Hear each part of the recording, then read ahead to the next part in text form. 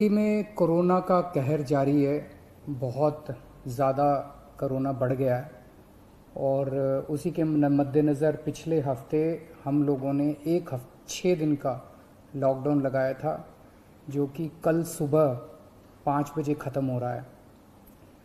जिस तरह से तेज़ी से केसेस बढ़ रहे हैं दिल्ली के अंदर, उसको देखते हुए ये लॉकडाउन लगाना बहुत ज़रूरी हो गया था। ये एक तरह से आखिरी हथियार है कोरोना के से डील करने के लिए, लेकिन जिस तरह से केसेस बढ़ रहे थे, ये आखिरी हथियार इस्तेमाल करना ज़रूरी हो गया था। लेकिन अभी भी कोरोना का कहर जारी है और कोरोना कम नहीं हो रहा।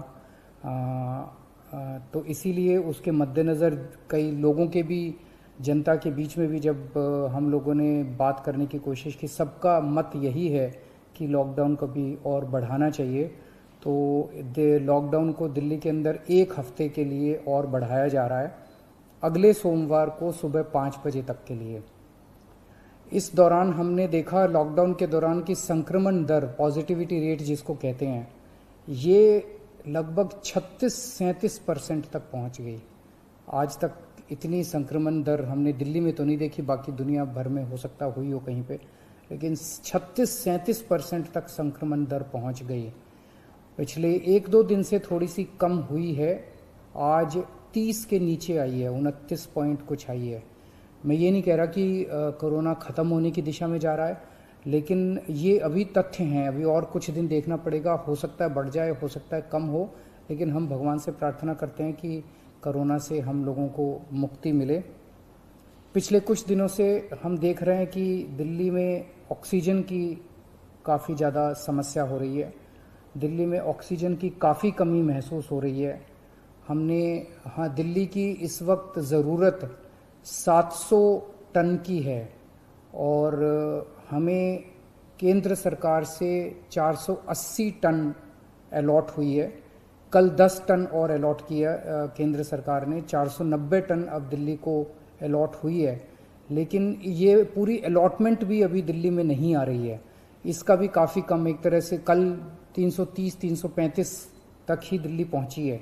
तो 700 टन की ज़रूरत है इतने कोरोना की महामारी में, उसके मुकाबले में 330-335 ही पहुंच रही है।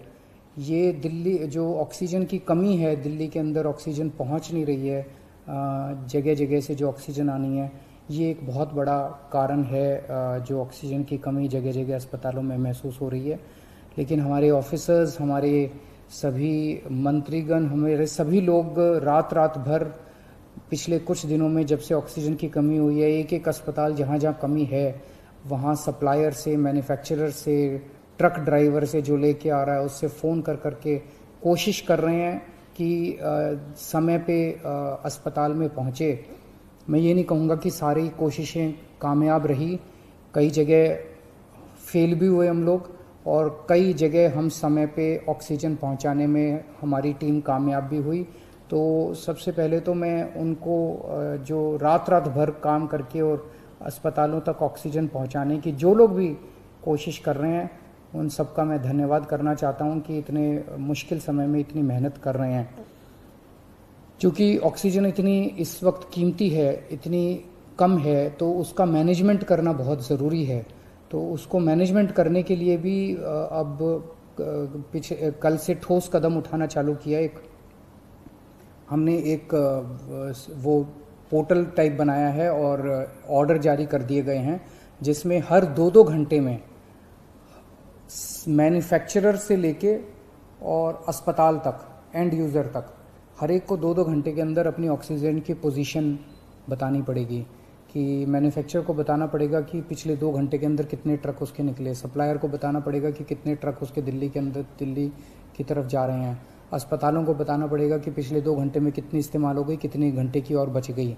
ये सारी चीज़ें ताकि दिल्ली सरकार को पता रहे कि कहाँ कमी आने वाली है।